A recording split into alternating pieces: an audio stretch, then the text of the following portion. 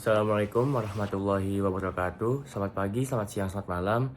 Sebelumnya izinkan saya memperkenalkan diri. Nama saya Muhammad Kafil Ikram Resi dari kelas 10-7. Di sini saya akan menjawab beberapa pertanyaan mengenai posisi bendahara di SMA Negeri 14 Jakarta. Ini saya sudah ada contoh soalnya.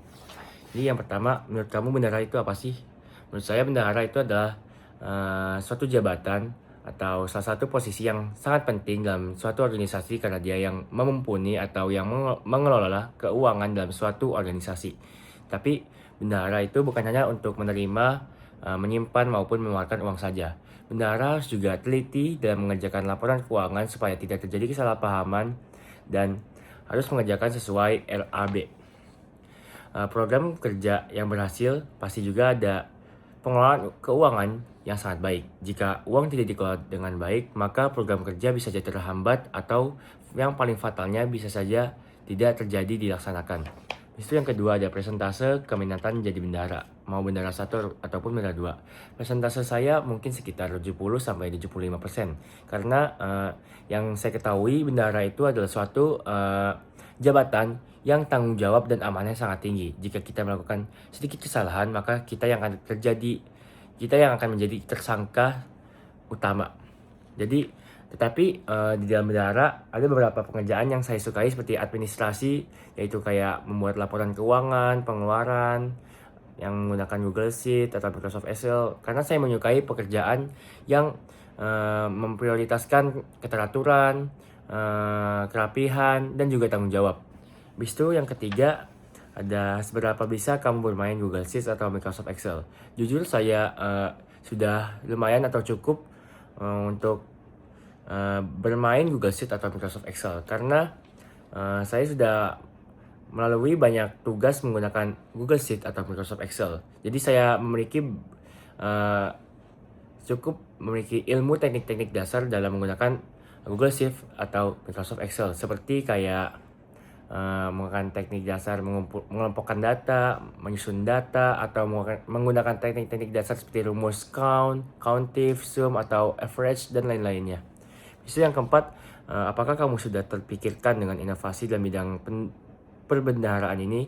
Jadi jujur masih saya pikirkan tentang inovasi perbendaharaan ini, tetapi saya juga ada beberapa seperti contohnya kayak mengupload bukti nota atau bukti pengeluaran atau pemasukan bendahara supaya pihak-pihak yang berkepentingan atau bersangkutan bisa melihat supaya bisa transparan atau terbuka. Habis itu menyusun data secara teratur dan rapih dan membuat evaluasi ulang bulanan seperti pengeluaran ataupun pemasukan supaya kita tahu kondisi uang kas yang ada di dalam organisasi tersebut.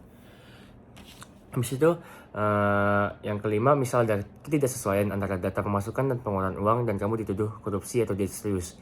Bagaimana cara kamu mempertanggungjawabkan itu? Yang pertama, kalau kita menjadi bendahara, kita harus memiliki sikap profesional karena jika kita menjelaskannya secara emosi, maka akan terjadi kesalahpahaman dan bisa saja berantem. Jadi kita jelaskan perlahan-lahan supaya kita bisa menggunakan kepala dingin. Habis itu, langkah pertama saya akan menelusuri laporan keuangan saya bersama orang-orang yang bersangkutan atau orang-orang yang berkepentingan supaya bisa transparan atau terbuka. Jika emang terjadi kesalahan di dalam saya sendiri, saya akan melakukan minta maaf dan melakukan evaluasi kepada diri saya sendiri supaya tidak terjadi hal tersebut. Tetapi jika kesalahan itu tidak berada dalam saya akan menjelaskannya pelan-pelan supaya orang-orang bisa percaya lagi kepada saya.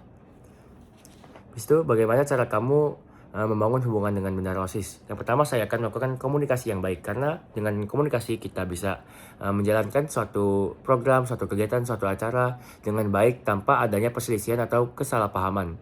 Habis itu saya akan terbuka kepada bendahara OSIS supaya kalau misalnya ada masalah atau kendala terhadap saya bisa diselesaikan secara kepala dingin.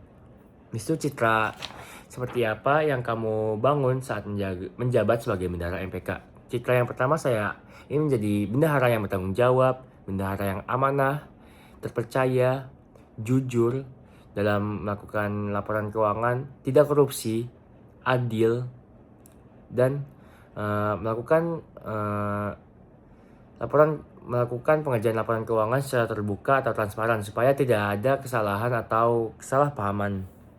Habis itu, jika posisi kamu sedang menjadi pengawas keuangan di program kerja OSIS, apa yang akan kamu lakukan?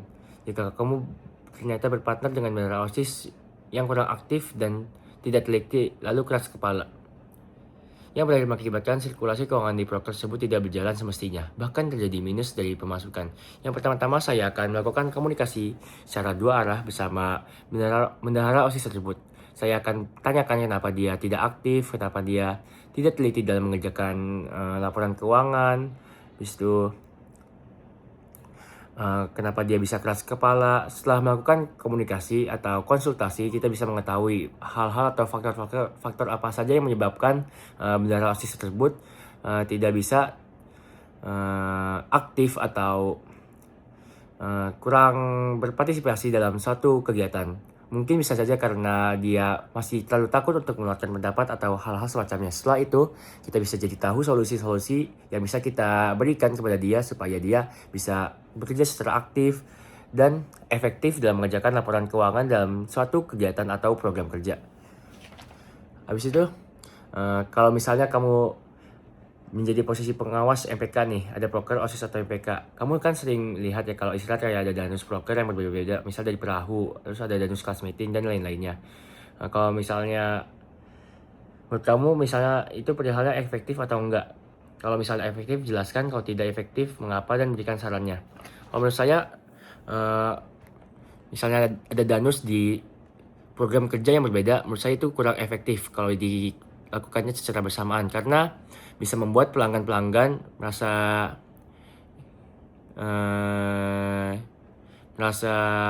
susah untuk memilih membeli danus mau proker yang mana dulu, karena ada rasa tidak enakan kepada misalnya kayak saya beli danus proker yang ini, tapi danus proker ini masuk ke kelas saya, tapi saya gak beli, itu bakal muncul sikap gak enakan. Terus menurut saya, saran saya mending bikin jadwal yang tersusun supaya tidak ada bentrokan atau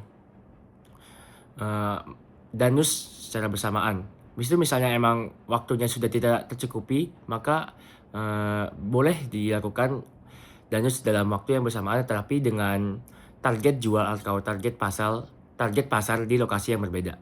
Habis itu yang keempat ada, menurut kamu apa yang kurang dan perlu diperbaiki dari sistem keuangan proker MPK atau OSIS? Menurut saya laporan keuangannya harus lebih terbuka saja dan transparan supaya tidak ada terjadi kesalahan atau kesalahpahaman. Habis itu, pilihlah 3 yang menonjol dari diri kamu dan jelasin kenapa.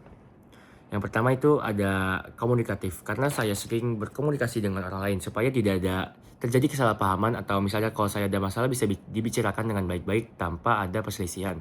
Habis itu ada amanah. Saya harus menjadi orang yang amanah biar bisa dipercaya oleh orang lain.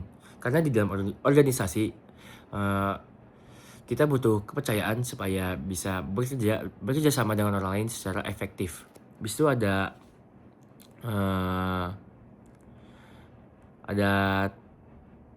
bijaksana, karena saya melakukan hal-hal tersebut dengan ikhlas tanpa ada unsur atau paksaan yang dipaksakan intinya.